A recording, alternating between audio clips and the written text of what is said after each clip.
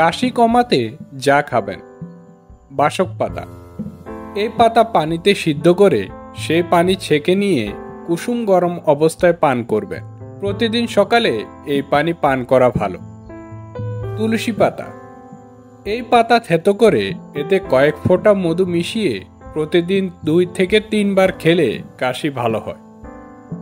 আদা, আদা টুকরো করে তার সাথে লবণ মিশিয়ে কিছুক্ষণ পর পর খাবেন এবং আদা চাও কাশি উপশমে বেশ সহায়ক। গরম দুধে হলুদের মিশ্রণ, গরম দুধের সাথে সামান্য হলুদ মিশিয়ে পান করলে কাশি উপশম হয়।